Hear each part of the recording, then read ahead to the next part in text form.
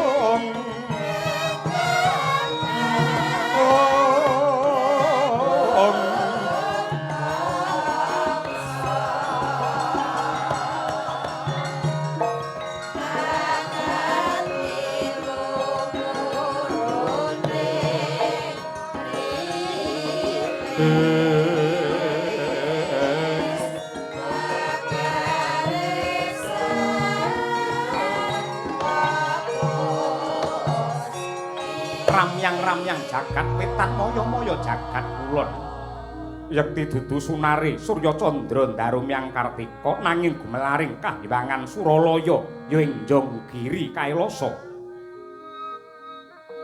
sumunar mawa tejeng mapan wonten ing pendhapa bale marcu kundha manik lenggah agung wibawane nenggih tetungguling para Jawata Sanghyang Bathara Guru ya Sanghyang Girinata ya Risang Pasopati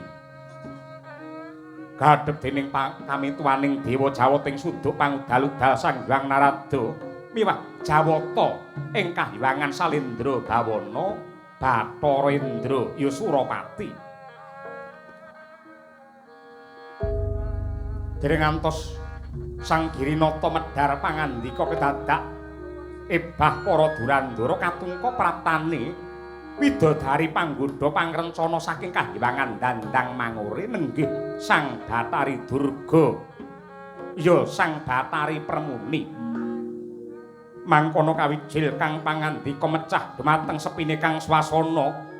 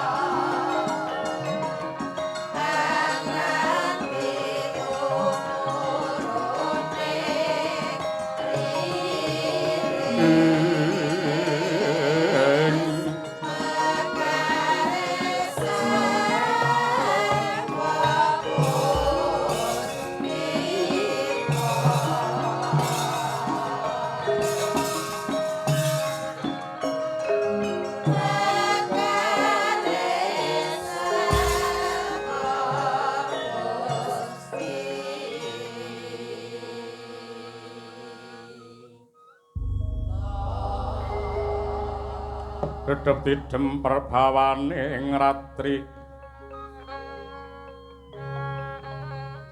Sasadara wis manjer kawuryan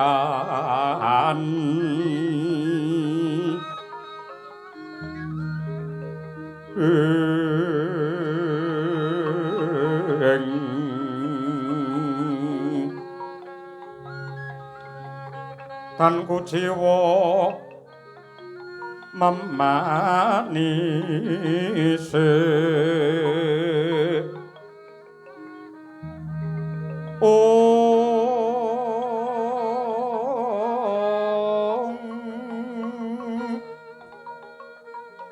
menggep srinateng dalu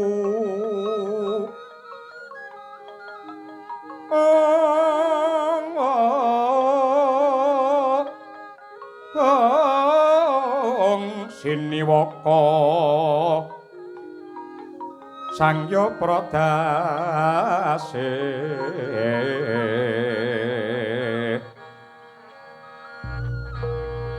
aglar neng cakrawala winulat nglangut prante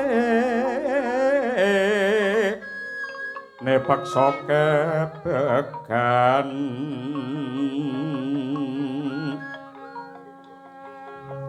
ing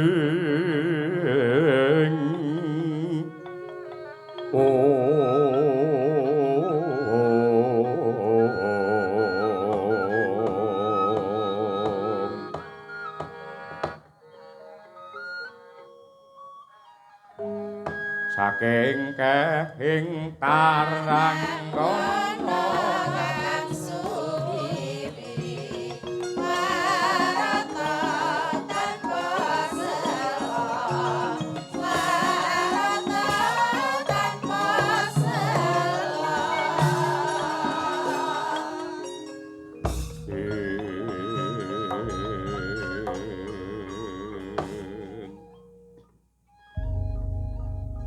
Astumpara sidham sekaring bawana langgeng ndak waspadakake iki widodari ing dandang mangure Bathari Durga ingkang sowan ning Bale Marcukundha Manik Kahyangan Suralaya mara gage diprayogakne anggenmu sowan Permuni ngono inggih Bu Kulun Sang Hyang Jagat Prati ingkang pangraos mboten kirang sekeca anggen kula ngabiyantara mboten langkung sembah pangabekti kula mawantu-mantu konjo sandhap cenila paduka sangadi Bu Kulun yo Durga ndak tampa gawe bombong ing rasa mara gage Wedarna ana wigati apa sumengka pengawak Bajra Sigra kang mawa gita semuning gimbal wigati nun inggih Bu Kulun nyektosipun waleh-waleh menapa saderengipun kula nyuwun gungi samudra pangaksami dene kula sowan tanpa piniji nilar ing tata krami dene ingkang angka kalih Bu Kulun nyektosipun kula badhe matur wonten ngarsa paduka magepokan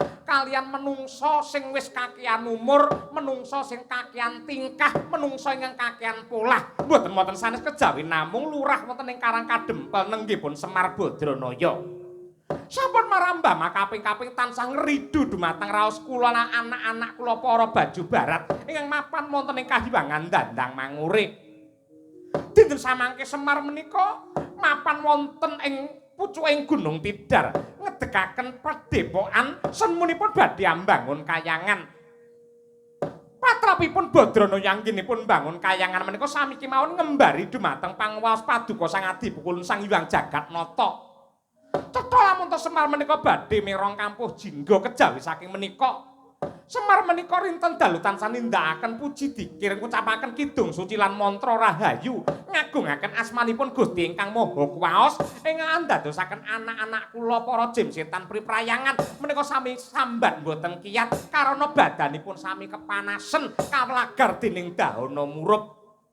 Pramila saking menika sinten malinge badhe kula sambat sebuti sampun cetha ngeglo tanpa warna Semar menika badhe wani kalian panguwasaning dewa ketitik bangun kayangan keng menapa paduka ingkang dipun ogreh-ogreh kawibawanipun nama kendelan kemawon to Bu Kulun manganjur lakuning angin gugur agraning ngaraga kurnita kiri-kiri ora bumi prakempita padula mangamba-amba udan treswara lan lesus berkenjang pak pong Marudaya nun sewadi pramesti mboten kok nama kula menika nglemah bengkah nyelo-nyelo nyaru-nyaruwus. Bab menika kedadipun penggalih kanthi weninging raos pangraos dipun etang ngantos genep dipun saring ngantos lembut sampun ngantos grusa-grusu ndak kesluru wonten dalan ingkang kleru. Mestinipun Adi Guru sampun pirsa sanggit rungsit tumrapipun Kyai Semar Badranaya. Mesti wonten bab ingkang sinandhi anggenipun bangun kayangan. Mila supados mboten seling surut prayogi monggo kula dherekaken tindak wonten ing Gunung Tidar nanjehaken bab menika dhumateng Kyai Semar Badranaya sampun ngantos niki mangke malah dadi rame dadi geger malah dewa dhewe ingkang badhe kewirangan Ingkang sampun-sampun Semar anggenipun bangun kayangan menika mboten bangun secara wadak. Ning ambangun satata batin. Dandani dumateng budi pekerti, tindak tanduk munamuni ingkang hanjep dumateng becing tumindak lan api ing kelakuan. Mila bab menika kedadipun penggalih lho, Dik. Kakang Narada, punapi, Dik? Sampun cetha pratela bilih Semar Badranaya menika badhe ngendhih panguwaos ulun kanthi reka-reka ambangun kayangan. Mila sampun satrepipun kedah nampi pidana saking tetungguling Jawata. Nah, sampun gampil matrapaken pidana. Nadyan kados pundi kemawon menika ingkang raka. Menika ingkang raka ing sampun lila legawa palenggan wonten Kahyangan Suralaya dipun paringaken dhumateng Adi Guru. Kakang Semar mung trima dadi pamong, mung trima dadi batur, dadi Panakawan. Parandenika badhe paduka siksa, paduka pidana menapa mboten lepat. Panguwas tunggal wonten Suralaya menika wonten asta ulun Kakang Narada. Mila sinten kemawon ingkang badha dawuh ulun saged ninggalaken Kahyangan Suralaya. Lah apa to?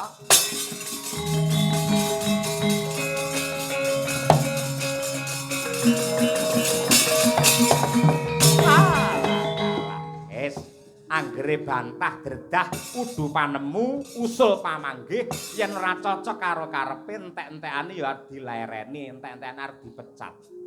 Nggih, matur nuwun. Mboten sah dipecat, sasi ngarep kula niki leren terus. Pun. Tinimbang wonten mriki hawane panas, hawane sumuh kasempyok, kamurkan lan ugi kanistanipun para dewa daya-daya kula Narada nyuwun pamit. Ning kula percaya karma pala menika tetep wonten. Sapa nandur bakal ngunduh, utang bakal nyaur, nyilih bakal mbalekake, ndandake bakal ngunduh. Yen nganti wonten bebendune Hyang Agung tunggak waru Narada ra melu-melu.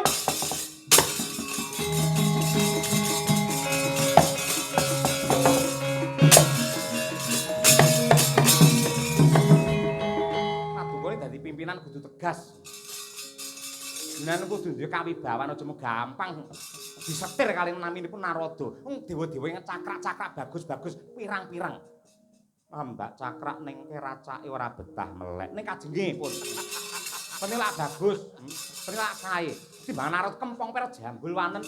Ora nek dewa liyane, dewa dapure kaya ceret dingu kemawon. Mren jenengan singkiraken kula menika seneng kula bombong. Ora nek gunane blonjo Narada ngurmati Narada. Babar pisan ra ono pedaya apa-apa. Cangkemmu muni apa? Apa rumangsamu aku wis adoh, aku lagi pergi tekan masjid kono kuwi. Kowe iki ngelok-ngelokne aku dewa sing pikun, dewa kaya ceret, apa raimu mbejaji. Kowe lho, kowe ket lair nganti saiki mbok dandan ayu kaya apa? Mbok lurah-lurah do gandrune asine iki merongos kaya ngono kuwi. Ora ngilu karo githoke kaya ayu-ayu wae. Dapure kaya begenggek ngendel-ngendelke. Ya ampun!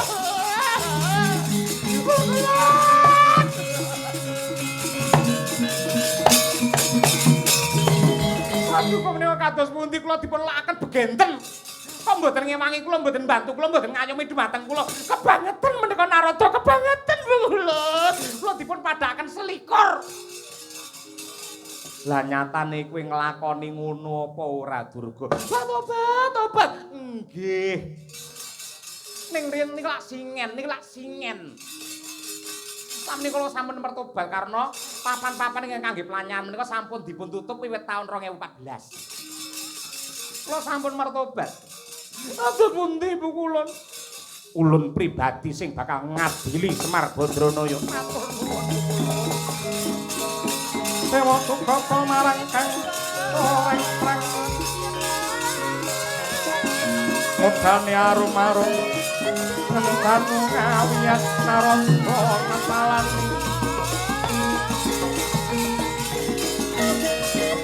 Sawata suka mulat laing mrerasa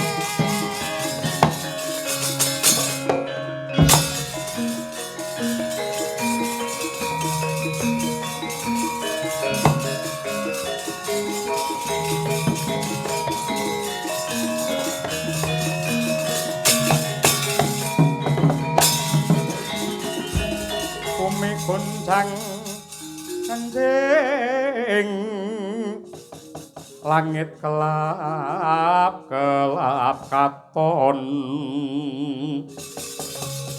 ler kincanging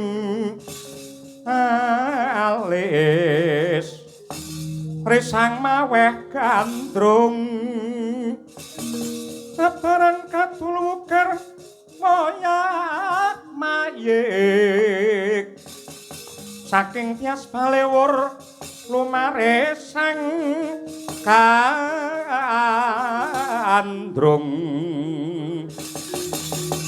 do harisu mitra sanaya paranreh kabeh sining wana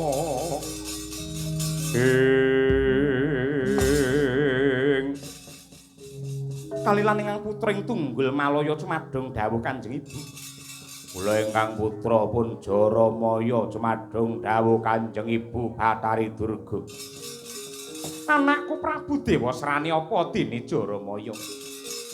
Nadyan to anggen kunjuk rasa matur kelawan tetungguling para Jawata wong tuamu ya kuwi Sang Hyang Jagat Pratingkah supaya midana Semar Badranaya.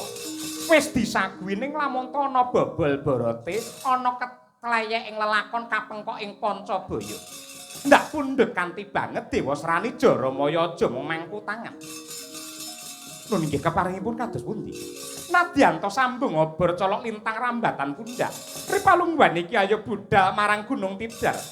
Yen pancen Bathara Guru Raka Sembadan mbubarake Semarang nggone mbangun kayangan prayoga Gunung Tidar dipiuki Batang Sayuta ya nggih.